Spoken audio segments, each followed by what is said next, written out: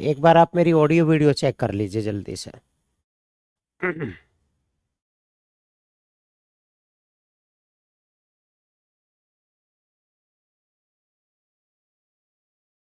बताइए जरा, ठीक है?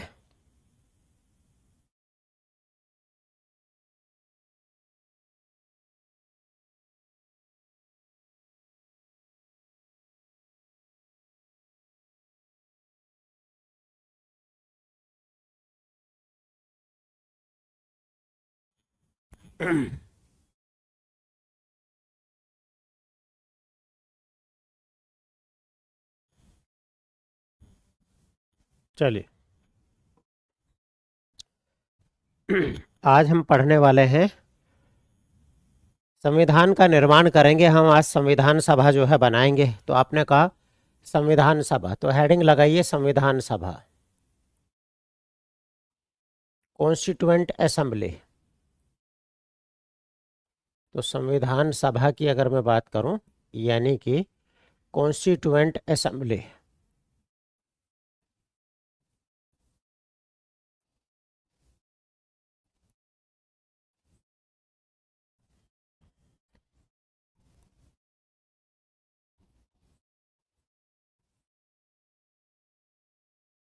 ठीक है, तो संविधान सभा जो है हम पढ़ेंगे।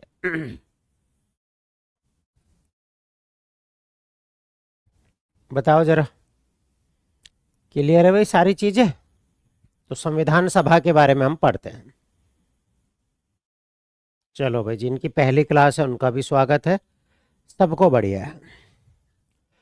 सलोनी सुमन, सलोनी सुमन अविराज कैसा है? अविराज ठीक है, पहले से बेटर है। तो आपने कहा संविधान सभा यानी कि कॉन्स्टिट्यूएंट असेंबली की हम बात करेंगे। तो संविधान सभा का मतलब क्या है? जो कैबिनेट मिशन आपने पढ़ा था, तो कैबिनेट मिशन में एक ये भी थी कि एक संविधान सभा का जो है गठन किया जाएगा, जो भारत का संविधान का निर्माण करेगी। तो भारत के संविधान का निर्माण करेगी, तो उसके लिए संविधान सभा का जो है गठन किया जाएगा। क्लियर है? ये बात जो है कही गई। तो उसी से रिलेटेड जो हम बात करते हैं।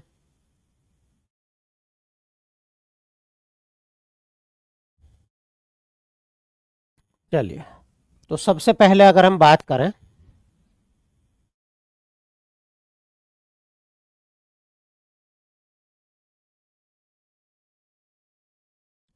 तो अगर हम बात करें, सबसे पहले जानते हैं कि संविधान सभा का जो है मीनिंग क्या है। तो सबसे पहले आप जानते हो कि अर्थ क्या है संविधान सभा का, यानी कि मीनिंग क्या है। अगर मैं बात करूं उसकी संविधान सभा का जो है मीनिंग क्या है, जैसे हम कहते हैं ना, जैसे हम ये कहते हैं कि भैया संविधान सभा जो है, अगर हम बात करें तो मीनिंग क्या है, आपसे ये क्वेश्चन पूछे। तो आपने कहा कि जितने भी लोकतांत्रिक देशों में, मैं ये नहीं कहता कि सभी लोकतांत्रिक देशों में, लेकिन माना जाता है कि लोकतांत्रिक देशों में देश के मूलभूत नियम बनाने के लिए एक नागरिकों की जो है, आप कह सकते हो कि सभा गठित की जाती है, जो मिलकर जो है देश के कानूनों का जो है निर्माण करते हैं। उसी को हम बोलते हैं संविधान सभा। दुनिया के जिस जिस देश में संविधान बनाने के लिए संविधान सभा का गठन किया गया, दुनिया के हर उस देश का संविधान लिखित संविधान होता है, रिटन कॉन्स्टिट्यूशन होता है। और दुनिया के जिस देश में जो है संविधान बनाने के लिए संविधान सभा का गठन नहीं किया, उन देशों का संविधान जो है आपको अनरिटन मिलता है, अलिखित जो है मिलता है। ठीक है, तो आपने, अगर मैं बात कहूं तो मीनिंग क्या है, तो आपने कहा कि लोकतांत्रिक देशों में, अगर हम यहां बात करें कि लोकतांत्रिक देशों में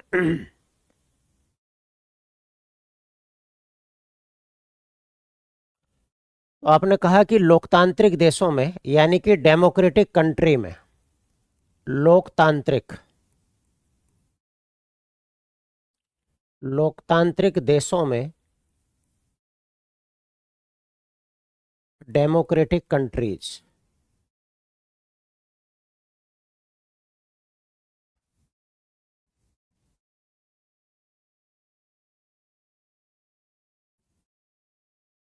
तो आपने कहा डेमोक्रेटिक कंट्रीज, अगर मैं बात करूं लोकतांत्रिक देशों में, अगर आप बात करें अच्छा, ये सी, ये वाला, हम्म,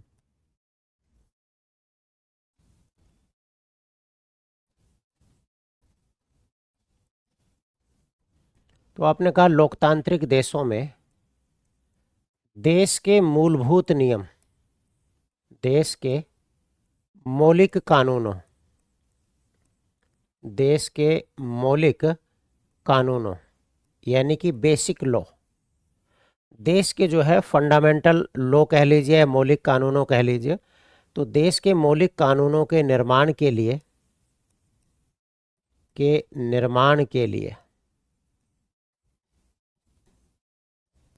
तो आपने कहा कि लोकतांत्रिक देशों में जो है देश के मौलिक कानूनों के निर्माण के लिए जो है नागरिकों की एक विशिष्ट प्रतिनिधि सभा जो है गठित की जाती है।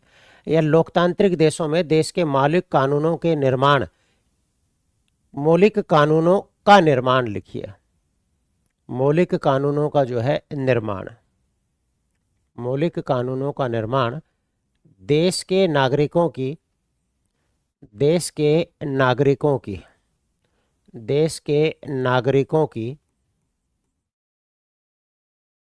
देश के नागरिकों की एक विशिष्ट प्रतिनिधि सभा, एक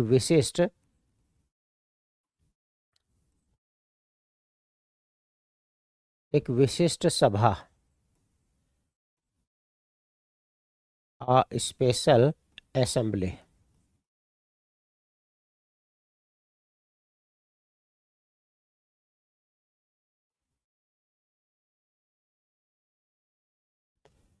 तो नागरिकों की एक विशिष्ट सभा के द्वारा किया जाता है, के द्वारा किया जाता है,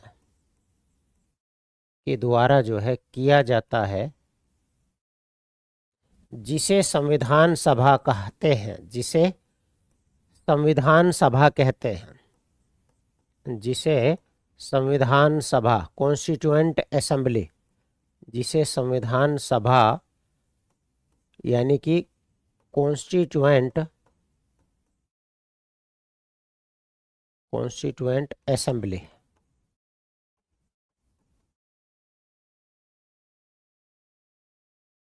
कहा जाता है, कहते हैं, लिख लो बस, जिसे कॉन्स्टिट्यूएंट असेंबली जो है कहते हैं, बस इतना याद रखो। यानी कि देश के नागरिकों की एक प्रतिनिधि सभा जो है बनाई जाती है, एक प्रतिनिधि सभा जो है बनाई जाती है जो लोकतांत्रिक देशों में जो है मौलिक कानूनों का यानी कि फंडामेंटल जो हमारे लॉ होते हैं या बेसिक लॉ होते हैं उनका निर्माण करती है, उसे जो हम संविधान सभा कहते हैं। तो याद रखना दुनिया के जिस जिस देश में संविधान बनाने के लिए संविधान सभा का गठन किया गया और एक निश्चित प्रोसीजर को फॉलो किया गया, उन देशों का संविधान जो है लिखित संविधान है। तो आप ये नहीं कह सकते कि सभी लोकतांत्रिक देशों में लिखित संविधान ही होता है। आप ब्रिटेन जैसे देश में देखें, वहाँ लिखित संविधान मिलता है, लेकिन डेमोक्रेसी है, जबरदस्त डेमोक्रेसी आपको देखने को मिलेगी। ठीक है, तो अगर हम यहाँ बात करें तो ये याद रखना। अब हम बात करते हैं कि संविधान सभा की ऐतिहासिकता की हम बात करते हैं, यानी कि डिमांड की बात करते हैं। तो संविधान सभा की जो है मांग, तो दूसरी जो हमारी हेडिंग होगी उसमें हम लिखेंगे, पहले तो हमें अर्थ पता होना चाहिए, दूसरा हमें पता होना चाहिए संविधान सभा की ऐतिहासिकता कि कब कब जो है मांग हुई संविधान सभा की। तो आपने कहा संविधान सभा की जो है ऐतिहासिकता, तो संविधान सभा की ऐतिहासिकता, तो संविधान सभा की जो है ऐतिहासिकता, ऐतिहासिकता या इसे जो है मांग भी आप कह सकते हो, मांग यानी कि आप कह सकते हो कि history of constituent assembly, constituent assembly, तो कॉन्स्टिट्यूएंट असेंबली मैं शॉर्ट में लिख दिया करूंगा सीए, पर सीए को चार्टर अकाउंट मत समझ लेना आप, ठीक है। तो इसकी मांग से रिलेटेड बहुत सारे पॉइंट हैं इसमें, लेकिन हम वही पढ़ेंगे जो हमारे लिए जो है इम्पोर्टेंट है, ठीक है। तो सवाल ये उठता है कि भारतीयों के द्वारा जो है अपना संविधान बनाए जाने की मांग कब कब जो है उठी। तो कब कब अगर मैं बात करूं कब कब जो है उठी उसकी हम बात करते हैं। तो सबसे पहले जो आप कहते हो कि संविधान बनाने का जो पहला जो है प्रत्यक्ष संकेत मिलेगा वो 1895 में बाल गंगाधर तिलक के द्वारा एक स्वराज बिल रखा गया था, स्वराज विधेयक रखा गया था, तो उसमें इनडायरेक्टली जो है संकेत मिलता है। तो अप्रत्यक्ष रूप से उसमें डायरेक्टली ये बात नहीं लिखी थी कि भाई भारत को जो है अपना संविधान बनाए जाने का राइट होना चाहिए, वो संविधान सभा बनाएगा, लेकिन उसे पढ़ने के बाद जो है ऐसा संकेत मिल रहा था कि बाल गंगाधर तिलक शायद ये बात कहना चाह रहे हैं कि जो है भारतीय अपना संविधान बनाएंगे और उसके लिए एक संविधान सभा का गठन होना चाहिए। तो डायरेक्टली नहीं थी वो बात, इनडायरेक्टली ऐसा पता चल रहा था। डायरेक्टली ये बात कहने वाले पहले व्यक्ति जो है गांधी जी थे, जिन्होंने 5 जनवरी 1922 को ये कहा कि भारतीय जो संविधान है वो ब्रिटिश संसद का उपहार नहीं होगा, वो भारतीयों की इच्छा की अभिव्यक्ति होगी। यानी कि ऐसा नहीं है कि संविधान हमें अंग्रेज बना के दे देंगे, हम नहीं लेंगे अंग्रेजों के द्वारा बनाया गया संविधान, हम खुद बनाएंगे जैसा हमें चाहिए। तो सबसे पहले डायरेक्टली रूप से उन्होंने डिमांड करी। तो यहां जो है कि याद रखना कि संविधान सभा का यानी कि कॉन्स्टिट्यूएंट असेंबली का, तो संविधान सभा का जो पहला अप्रत्यक्ष संकेत है, तो आपने कहा कि संविधान सभा का पहला अप्रत्यक्ष संकेत, संविधान सभा का पहला अप्रत्यक्ष संकेत, संविधान सभा का पहला अप्रत्यक्ष संकेत, अप्रत्यक्ष संकेत यानी कि इनडायरेक्टली अगर आप बात करो, इनडायरेक्ट इंडिकेशन, इनडायरेक्टली इंडिकेशन आप कह सकते हो या इंस्ट्रक्शन आप कह सकते हो। वो कहाँ मिलता है? तो आपने कहा कि 1895 में, 1895 में बाल गंगाधर तिलक, बाल गंगाधर तिलक द्वारा तैयार, बाल गंगाधर तिलक द्वारा तैयार स्वराज विधेयक, स्वराज विधेयक द्वारा तैयार स्वराज विधेयक, स्वराज विधेयक यानी कि स्वराज बिल, बिल में मिलता है। तो पहला क्वेश्चन तो ये याद रखना है, में मिलता है। तो पहला अगर अप्रत्यक्ष संकेत में बात करूं तो स्वराज बिल में जो है मिलता है, तो राइट आंसर होगा स्वराज बिल में जो है मिलता है। दूसरा अगर मैं बात करूं तो दूसरा भी हम बात कर लेते हैं। दूसरा अगर मैं बात करूं कि संविधान यानी कि भारतीयों के द्वारा अगर मैं बात करूं, तो आपने कहा कि भारतीयों के द्वारा, भारतीयों के द्वारा, भारतीयों के द्वारा, भारतीयों के द्वारा अपना कॉन्स्टिट्यूशन, अपना कॉन्स्टिट्यूशन यानी कि संविधान, भारतीयों के द्वारा अपना कॉन्स्टिट्यूशन बनाने की, बनाने की पहली अप्रत्यक्ष, आप कहोगे बनाने की प्रत्यक्ष बात, प्रत्यक्ष बात महात्मा गांधी ने की। तो भारतीयों के द्वारा अपना संविधान बनाने की प्रत्यक्ष बात जो है 5 जनवरी 1922 को महात्मा गांधी ने की। अब महात्मा गांधी का जो है एक स्टेटमेंट है वो हम लिखते हैं यहां पर, महात्मा गांधी, महात्मा गांधी ने की।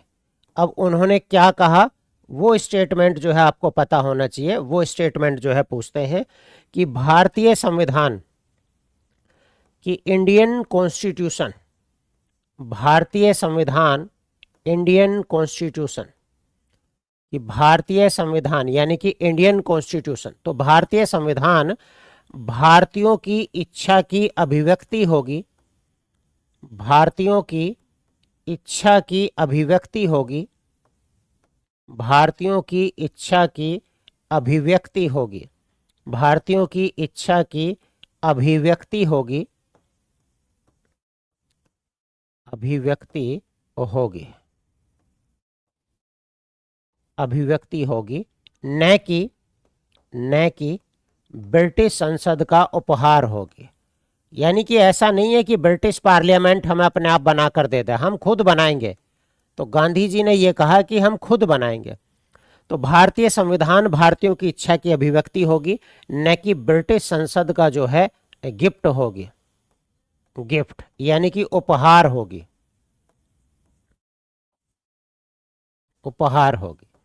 ये बात जो है गांधी जी के द्वारा कही।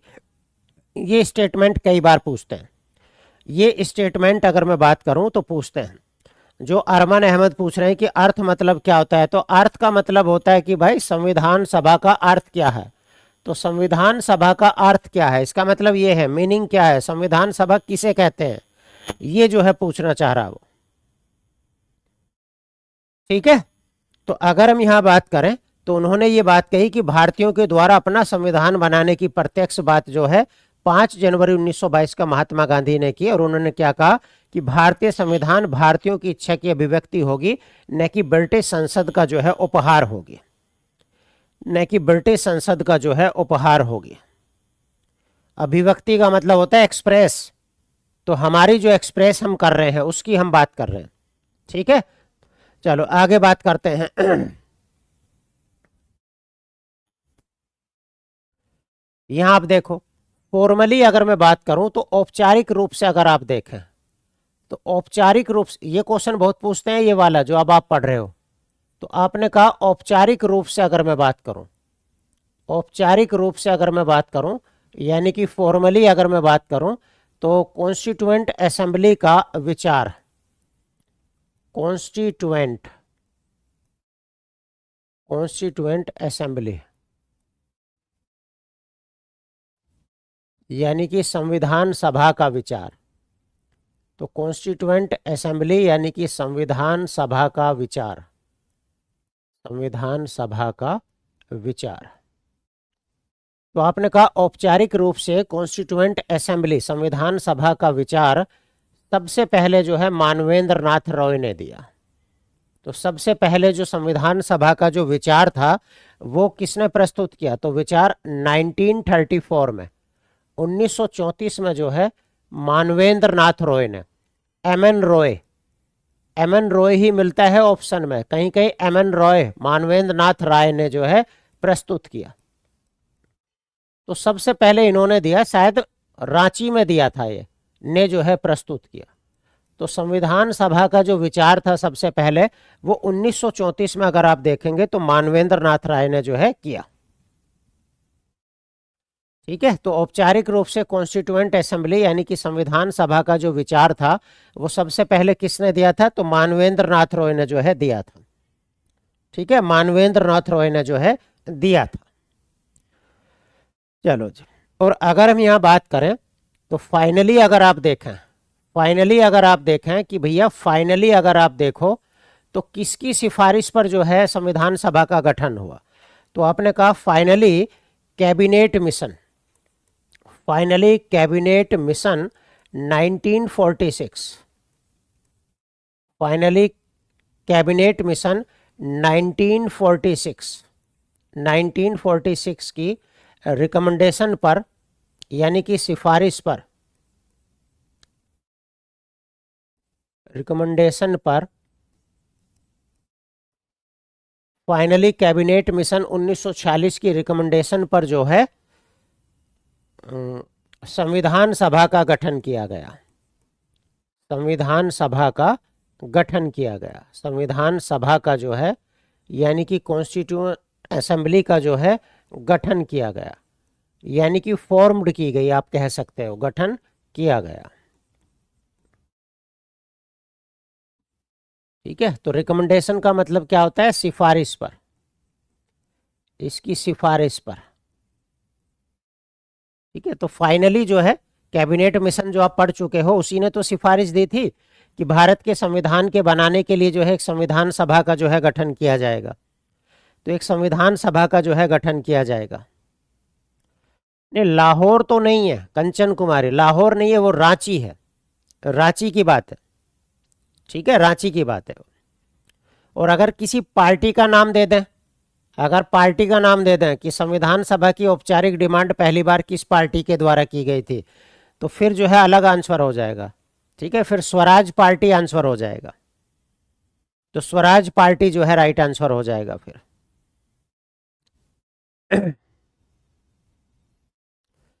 रवीना कुमारी जो कह रही हैं सर ये मेरी पहली क्लास है सर, मेरा इको और हिस्ट्री है, पॉलिटी भी पढ़ना होगा सर, प्लीज रिप्लाई में। किस एग्जाम की तैयारी कर रही हैं आप? है जी, तो किस एग्जाम की तैयारी कर रही हैं, सवाल तो ये भी है ना।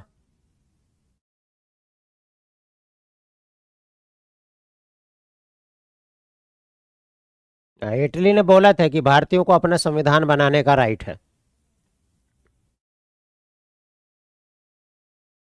क्या पूछना चाह रहे हो अरमान अहमद? मतलब तो अर्थ मतलब क्या? अरे अर्थ का मतलब है संविधान सभा की डेफिनेशन क्या है, परिभाषा क्या है, किसे कहते हैं संविधान सभा।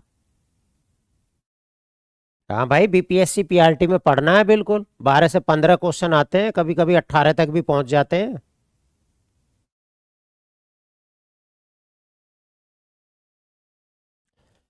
अंशिका रावत जो क्वेश्चन पूछ रही है सर, अगर लिखित संविधान नहीं होता होगा, अरे ये संदर्भ नहीं है, आपने पहले से क्लास नहीं की।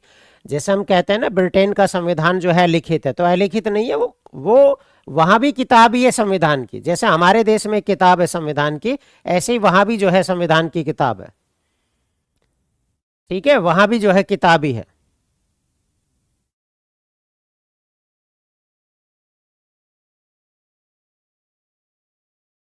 बस लिखित और अलिखित में इतना अंतर है कि जिन देशों का संविधान संविधान सभा बनाती है उन देशों को लिखित संविधान बोलते हैं, और जिन देशों के संविधान को बनाने के लिए संविधान सभा का गठन नहीं किया जाता वहां जो है लिखित संविधान है। बाकी दोनों के पास है लिखित ही किताब। एम एन रॉय का फुल नेम है मानवेंद्र नाथ रॉय, कभी ऑप्शन में भी नहीं देंगे मानवेंद्र नाथ रॉय, पता नहीं। ठीक है, चलो जी, तो फाइनली अगर मैं बात करूं तो कैबिनेट मिशन 1946 की रिकमेंडेशन पर जो है संविधान सभा का जो है गठन किया गया।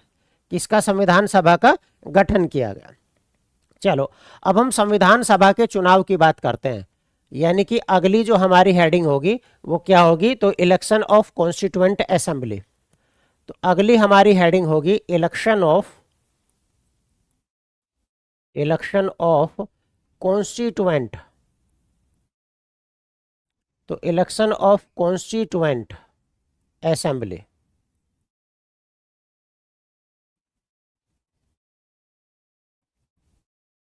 तो आपने कहा इलेक्शन ऑफ कॉन्स्टिट्यूएंट असेंबली यानी कि संविधान सभा के जो है चुनाव। तो आपने कहा संविधान सभा के जो है चुनाव, संविधान सभा के चुनाव, संविधान सभा के चुनाव। ठीक है, ये हमारी है।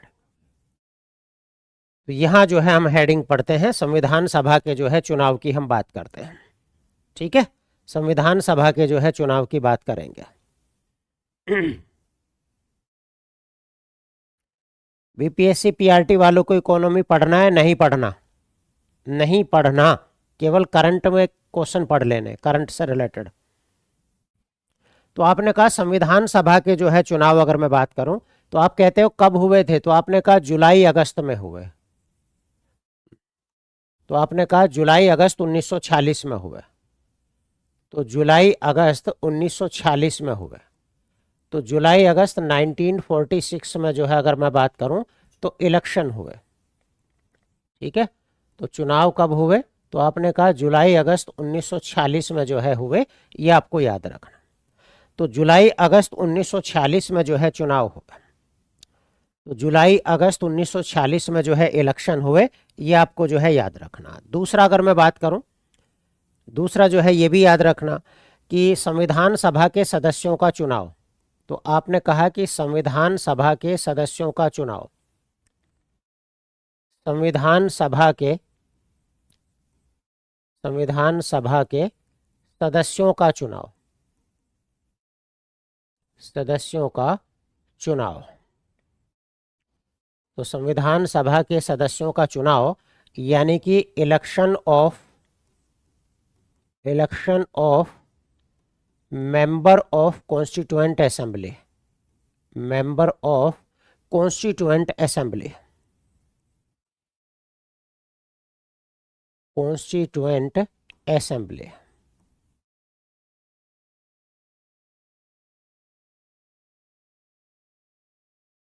तो आपने कहा संविधान सभा के सदस्यों का जो चुनाव है वो प्रांतीय विधानसभाओं के सदस्यों द्वारा किया गया। तो आपने कहा चुनाव जो है प्रांतीय विधानसभाओं, प्रांतीय विधानसभाओं, याद है ना कितनी प्रांतीय विधानसभाएं? 11 प्रांतीय विधानसभाएं। तो आपने कहा प्रांतीय विधानसभाओं, प्रांतीय विधानसभाओं, प्रांतीय विधानसभाओं यानी कि provincial, provincial legislative assembly, legislative assembly, legislative assembly, legislative assembly. बड़ा इंपॉर्टेंट क्वेश्चन है, ये याद रखना। तो आपने कहा संविधान सभा के सदस्यों का जो चुनाव है वो प्रांतीय विधानसभाओं के सदस्यों द्वारा जो है किया गया, ये सदस्यों द्वारा किया गया। तो सदस्यों द्वारा जो है किया गया। अब यहां से जो है बड़ा इंपॉर्टेंट है भाई, अगर हम ये कह रहे हैं कि अगर जनता को वोट नहीं दिया जा रहा, अगर जनता को जो है वोट नहीं दिया जा रहा सदस्यों द्वारा, तो इसका मतलब कैसा चुनाव है? तो आपने कहा इनडायरेक्ट चुनाव है। इसका मतलब क्या हो गया? यानी कि इनडायरेक्ट जो है इलेक्शन हो रहा। तो आपने कहा चुनाव कैसा हो रहा? तो आपने कहा इनडायरेक्ट इलेक्शन हो रहा, यानी कि अप्रत्यक्ष चुनाव है। प्रत्यक्ष चुनाव तो वो होता है ना, तो प्रत्यक्ष चुनाव तो वो होता है जिसमें जो है सभी को जो है वोट दिया जाता है। तो आपने कहा सीमित मताधिकार था, तो आपने कहा इनडायरेक्ट इलेक्शन है यानी कि सीमित मताधिकार है। तो सभी लोगों को जो है वोटिंग का राइट नहीं है, ये जो है आपको याद रखना। तो सीमित मताधिकार है, सीमित मताधिकार है यानी कि जो वोटिंग राइट है वो लिमिट, वोटिंग राइट की जो है लिमिटेशन है। तो जो वोटिंग राइट है वो लिमिट है। तो वोटिंग राइट्स की अगर मैं बात करूं, वोटिंग राइट्स जो है लिमिट है। लिमिट का मतलब कम लोगों को है, यानी कि आप कहोगे कि सभी को वोटिंग राइट नहीं है। तो सभी को वोटिंग राइट जो है नहीं है, सभी को वोटिंग राइट नहीं है।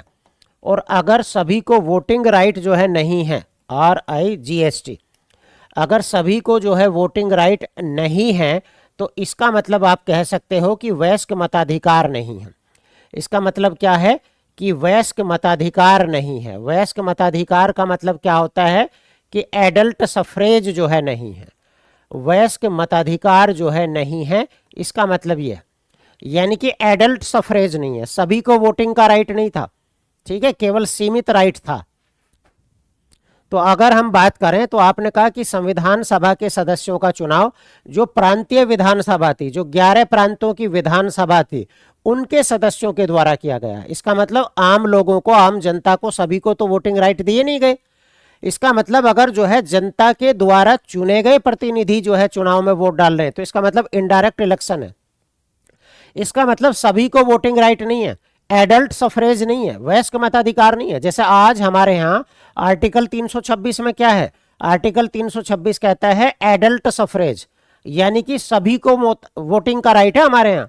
हमारे यहाँ जो बंदा 18 साल प्लस का है, वो गरीब हो, अमीर हो, काला हो, सफ़ेद हो, वो जो है पढ़ा लिखा हो, अनपढ़ हो, वो किसी भी पद पर हो, हिंदू हो, मुसलमान हो, कोई भी जाति हो, कोई भी कल्चर हो, किसी भी क्षेत्र का हो, सभी को हमारे देश में वोटिंग राइट है। तो इसे हम बोलते हैं एडल्ट सफरेज। तो सार्वभौमिक वयस्क मताधिकार है हमारे देश में, लेकिन यहाँ वयस्क मताधिकार नहीं है। यहाँ केवल कुछ लोगों को वोटिंग का राइट दिया गया, इसका मतलब सीमित मताधिकार था। तो ये क्वेश्चन बड़ा इंपॉर्टेंट बनता है, यहाँ से बड़ा डिफिकल्ट क्वेश्चन बनाते हैं यहाँ से, इसलिए ध्यान से समझना है इस चीज को, ठीक है, ध्यान से जो है समझना है। तो अगर हम यहाँ बात करें तो सीमित मताधिकार है, सभी को जो है वोटिंग राइट नहीं है। तो एक तो बात जो है आप ये याद रखेंगे, ठीक है। चलो जी आगे बढ़ते हैं हम। तो अगर हम यहाँ बात करें, जनरली अगर आप देखें तो 10 लाख की पॉपुलेशन पर एक प्रतिनिधि का चुनाव होगा। तो अगर मैं बात करूं कि जनरली तो जनरली अगर मैं बात करूं, यानी कि सामान्यतः 10 लाख की पॉपुलेशन पर, सामान्यतः 10 लाख 10 लाख की पॉपुलेशन पर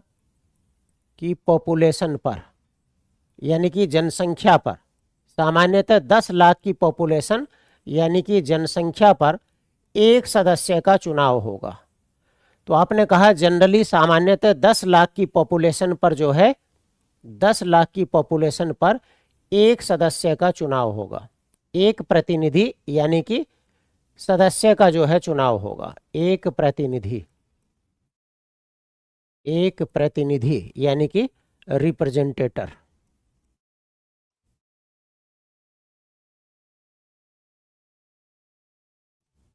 का चुनाव होगा,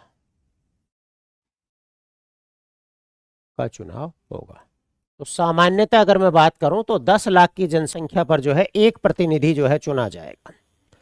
ठीक है, तो 10 लाख की जनसंख्या पर जो है एक प्रतिनिधि जो है चुना जाएगा। क्वेश्चन पूछेंगे कीर्ति कि निम्नलिखित में से संविधान सभा के बारे में कौन सा कथन सही है या कौन सा सही नहीं है, ये क्वेश्चन पूछा जाता है। ठीक है, तो उसमें जो है क्वेश्चन पूछा जाता है। तो अगर हम यहाँ बात करें तो आपने कहा कि सामान्यतः जो है 10 लाख की पॉपुलेशन पर जो है एक सदस्य जो है चुना जाएगा, तो ये आप याद रखना।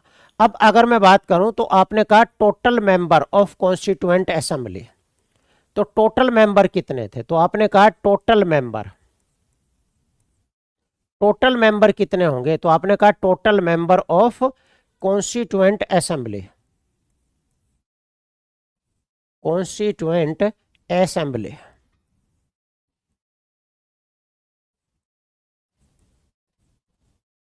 तो आपने कहा कि संविधान सभा में कुल सदस्य तो कितने हैं, ये हम बात करेंगे।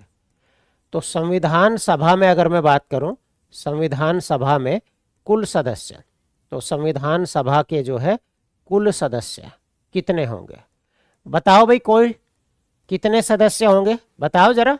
आप ऐसा तो है नहीं कि भाई सीधे यहीं आ गए हो, बच्चे हो आप, बताओ जरा टोटल कितने सदस्य हैं। तो अगर मैं बात करूं, लिखूंगा फिर मैं, बताओ जरा। बहुत बढ़िया, पुष्पा कुमारी ने सबसे पहले बताया, नहीं उनसे भी पहले अनिरुद्ध कुमार ने बताया है 389। तो टोटल जो कुल सदस्य थे वो 389 सदस्य हैं, 389 सदस्य। अब 389 सदस्य में से अगर मैं बात करूं तो 296 सदस्यों का जो है चुनाव होगा, तो 296 सदस्यों का जो है चुनाव होगा। कितने सदस्यों का चुनाव होगा, 296 सदस्यों का जो है चुनाव होगा। तो अगर मैं बात करूं तो 296 सदस्यों का जो है चुनाव होगा। उसके अलावा अगर मैं बात करूं तो 93 सदस्य जो है नॉमिनेटेड होंगे, 93 जो सदस्य होंगे वो क्या होंगे, तो आपने कहा नामांकित होंगे। नामांकित का मतलब समझ रहे हो ना, तो नामांकित कहें या मनोनयन कहें, इसे नॉमिनेटेड बोलते हैं। यानी कि इनका जो है चुनाव नहीं होगा, इनका चुनाव नहीं होगा। ये कहाँ से आएंगे, ये प्रिंसली स्टेट से आएंगे, देसी रियासतों से जो है आएंगे। तो देसी रियासतों का मतलब समझ रहे हो ना, जहां का शासन जो है राजा के हाथ में होता है, तो देसी रियासतों से जो है चुनाव होगा इनका, देसी रियासतों से। तो देसी रियासतों से चुनाव नहीं होगा। जैसे मान लो संयुक्त प्रांत से आना है, मान लो, या ऐसा मान लो कि मैसूर, संयुक्त प्रांत तो इधर आएगा, प्रांत है वो, तो मान लो मैसूर से आना, तो मैसूर का राजा अपने यहां से जिना भेज देगा, वही आ जाएंगे, वहां चुनाव नहीं होगा, ये याद रखना आपको।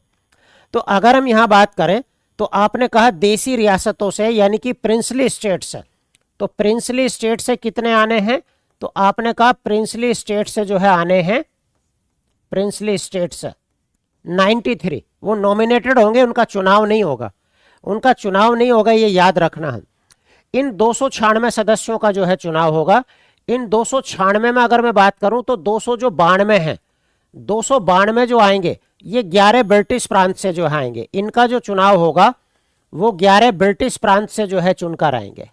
तो उस समय जो है 11 ब्रिटिश प्रांत हैं, यहां से अगर मैं बात करूं तो इनका जो है चुनाव होगा। और 4 सदस्य जो आएंगे, 4, ये जो है चीफ कमिश्नरी से जो है आएंगे।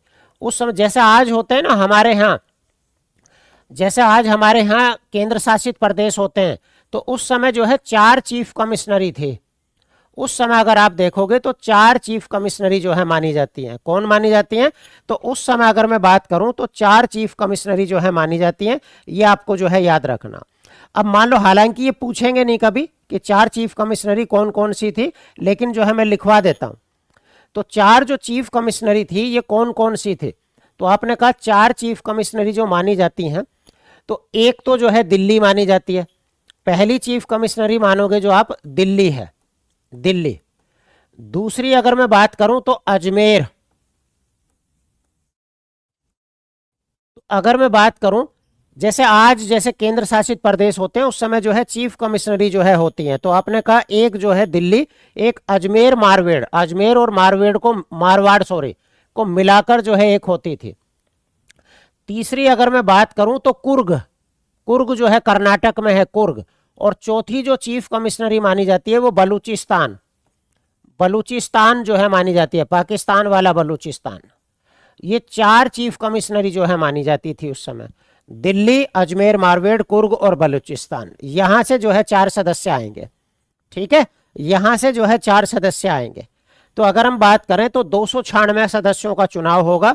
11 ब्रिटिश प्रांत से आएंगे, 4 चीफ कमिश्नरी से आएंगे। तो इन 296 का तो चुनाव होगा, लेकिन इन 93 सदस्यों का जो है चुनाव नहीं होगा। ठीक है, इन 296 सदस्यों का चुनाव होगा, लेकिन 93 सदस्यों का जो है चुनाव नहीं होगा। ठीक है, तो एक बच्चा जो मिर्जा मेहताब बेग पूछ रहा है, सर 93 देसी रियासत मतलब 96 प्रांत, 96 प्रांत कहां से आ गए यार? 11 ब्रिटिश प्रांत थे, चुनाव भी बताए मैंने 1937 में, एक एक चीज बताई। देसी रियासतें 565 हैं। जिस समय हमारा देश आजाद होगा उस समय 565 देसी रियासतें हैं।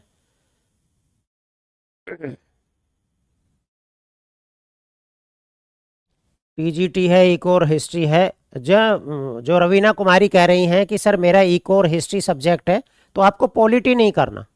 ठीक है, ये बिना मतलब की एनर्जी इधर उधर मत लगाओ। 1-2 दिन क्लास भी नहीं होगी तो कोई बात नहीं है, पहले जो है जो आपकी इंट्रोडक्शन क्लास हुई थी वो देख लो, और जो डेमो हुई थी वो देख लो। तो बिना मतलब की क्लास इधर उधर करके एनर्जी को वेस्ट मत करो। वैसे भी एनर्जी सीमित ही है, तो उसे बिना मतलब की बातों पे ही खर्च कर दोगे तो कैसे काम चलेगा? है जी।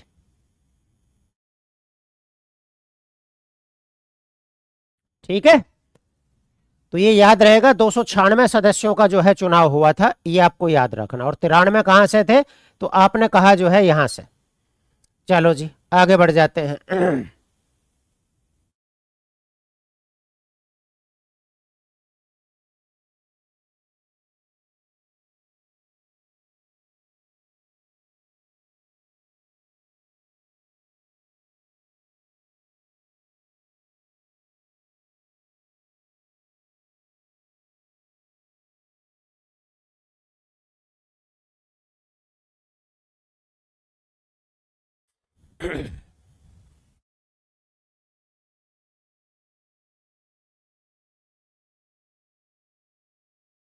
हाँ, वो भी अभी बात करेंगे, निशांत कुमार कोरी। चीफ कमिश्नरी आशा कुमारी, ऐसे मान लो आप कि वहां का जो प्रशासन है वो कमिश्नर संभालता था। तो जिन जिन एरिया, वैसे तो आप देखते हो सारा प्रशासन कौन संभालता था? गवर्नर जनरल और उनकी परिषद। लेकिन ये दिल्ली वाला क्षेत्र, अजमेर, मारवेड़, कुर्ग, बलूचिस्तान, यहाँ जो है कमिश्नर नियुक्त किए जाते थे। तो कमिश्नर जो है देखता था। ठीक है, यहाँ कौन देखता था? कमिश्नर देखता था, इसलिए उन्हें चीफ कमिश्नरी बोलते थे। तो 4 चीफ कमिश्नरी होती थी।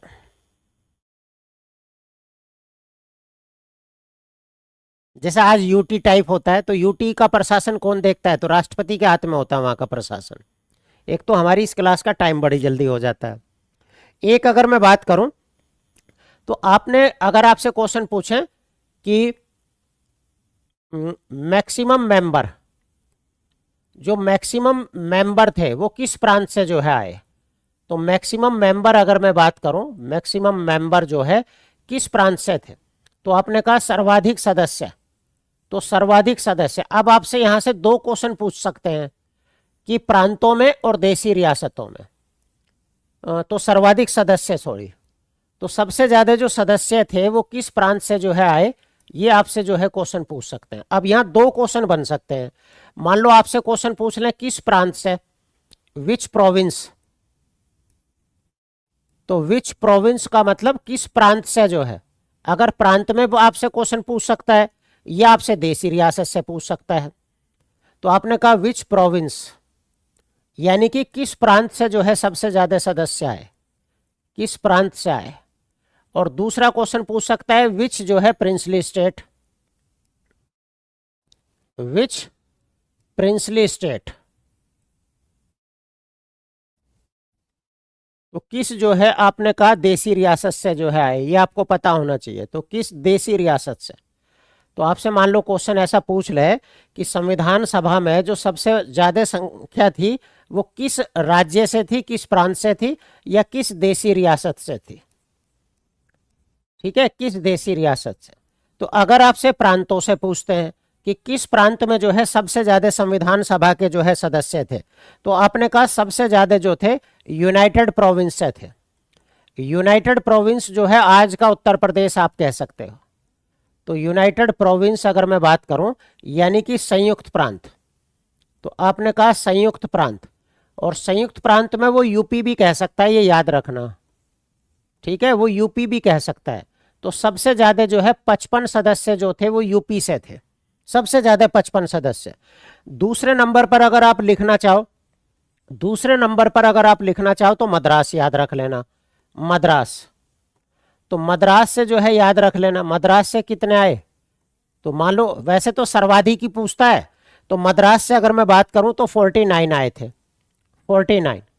और अगर मैं तीसरे नंबर पर अगर आप लिखना चाहो तो, क्योंकि बहुत सारे बच्चे बीपीएससी का एग्जाम भी देते हैं, तो मान लो आपसे क्वेश्चन पूछ लें कि भाई बिहार से कितने आए थे, तो बिहार से संविधान सभा में जो है 36 सदस्य जो है आए थे। कितने सदस्य आए थे, 26 सदस्य, सॉरी मतलब 36 सदस्य जो है आए थे। ठीक है।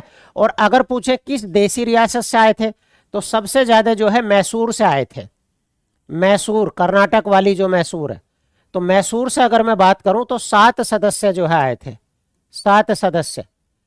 दूसरे नंबर पर अगर आप बात करोगे तो त्रावणकोर से जो है आए थे, त्रावणकोर, सुना कभी नाम त्रावणकोर का है जी। तो त्रावणकोर का नाम कभी सुना, 6 मेंबर जो है आए थे, 6 सदस्य। और एक चीज जो है नोट करके यहां याद रख लेना, यहां नोट याद रख लेना कि हैदराबाद, तो आपने कहा कि हैदराबाद जो है, हैदराबाद, हैदराबाद देसी रियासत संविधान सभा के चुनाव में शामिल नहीं हुई। तो आपने कहा हैदराबाद देसी रियासत, हैदराबाद देसी रियासत संविधान सभा में शामिल नहीं हुई, इसने मना कर दिया। तो हैदराबाद देसी रियासत संविधान सभा में जो है शामिल नहीं हुई, संविधान सभा में जो है शामिल नहीं हुई। ठीक है, ये याद रखना, शामिल नहीं हुई। ये पाकिस्तान मतलब मुस्लिम लीग के चक्कर में थी ये, क्योंकि मुस्लिम लीग के चक्कर में थी। जैसे मुस्लिम लीग चुनाव में तो भाग लेगा लेकिन अंतरिम सरकार में भाग नहीं लेगा, ये आपको पता है। ठीक है।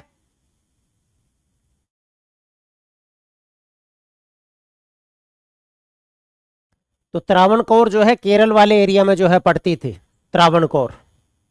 आपने एक सुना है, एक इतिहास में कभी पढ़ा आपने, मुझे उस लड़की का नाम याद नहीं आता, कि त्रावणकोर देसी रियासत थी जहां आम आदमी जो महिलाएं होती हैं, लड़कियां होती हैं, अगर उन्हें अपना सीना जो है ढकना है तो उसके लिए टैक्स देना पड़ेगा, नहीं तो सीने को बिना ढके रहोगे। ये त्रावणकोर में है। ऐसी अमानवीय प्रथाएं आप देखो हमारे राजा साहब को उनमें चलती थी रियासतों में, कि अगर आपको सीने को आपको अगर ढकना है तो आपको टैक्स देना पड़ेगा, स्तन टैक्स बोलते थे उसे। तो एक लड़की ने जो है बिना टैक्स दिए जो है अपना सीना ढक लिया, तो सिपाही आ गए कि या तो जो है टैक्स दो और नहीं तो जो है सीने से कपड़ा हटाओ। तो उसने अपने जो है स्तनी काट कर जो है रख दिए थे कि यही है टैक्स, समझ लो ये टैक्स ही है। कुर्ग तो कर्नाटक वाले हिस्से में पड़ता है, कुर्ग। ठीक है।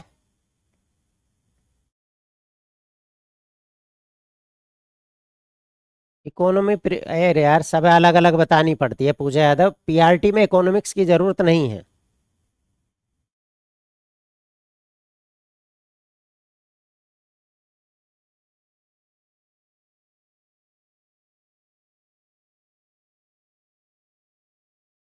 फिल्म तो मैंने नहीं देखी इस पर, त्रावणकोर कहाँ है? केरला वाले हिस्से में पड़ता है त्रावणकोर। जहां केरला दिखता है वहां दिखता है आपको त्रावणकोर रियासत। ठीक है।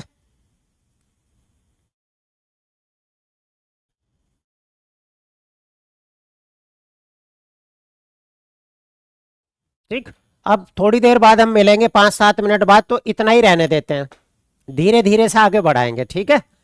तो कहते हैं ना, प्यार हो या पढ़ाई हो, धीरे धीरे ही आगे बढ़ानी चाहिए। एकदम से बढ़ाओगे तो ठीक नहीं रहता।